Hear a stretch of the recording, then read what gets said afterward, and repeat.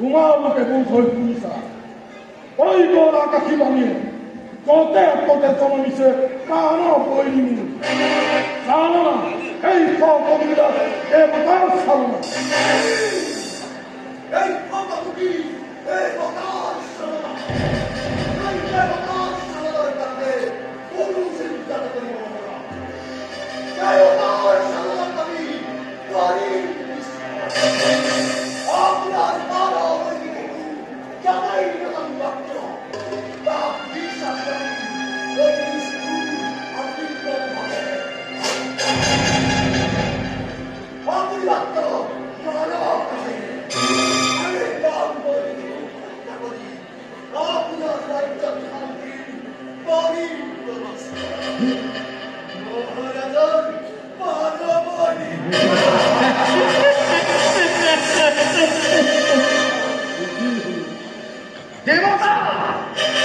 দেবতার কারণে কোনো চিন্তা নকরিব মহারাজ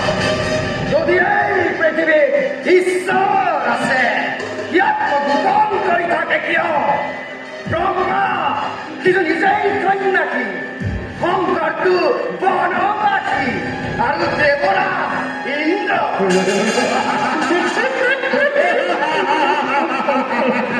তার নাম শুনিলে মোৰ হাঁহি উঠে মহারাজ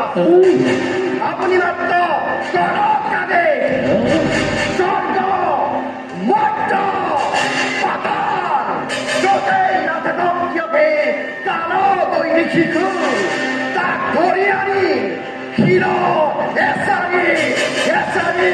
নির্মম আৰু নিষ্কংকভাৱে হত্যা কৰিম এই মোৰ অংগীকাৰ আৰু চিন্তা কৰিব সময় নাই মহাৰাজ আপনি মাত্ৰ গৌৰৱ বাবে দয়া সকলো বিভৎসন দি একভাৱে হত্যা কৰিছা যি পৰ্যন্ত আপোনাৰ কালো বৈৰী শিশুক হত্যা কৰিব নোৱাৰি সেই পৰ্যন্ত এই পৰমবাসীয়ে আপোনাৰ ৰাজসভাত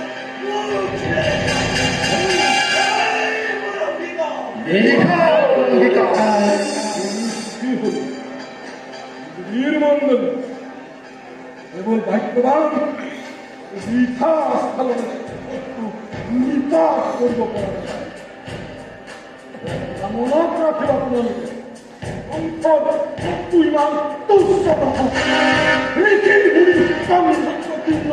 সকলোৱে মিলি সংসদত অভিৰক্ষণ কৰিছিল এনেদৰে সংসদ কাম কৰি শিশু তাকে চোতে পাবা প্ৰচণ্ড জীৱনতে দক্ষ কৰিব সংসদ কাম কৰি বস্তু অপৰাধে নিধন কৰিব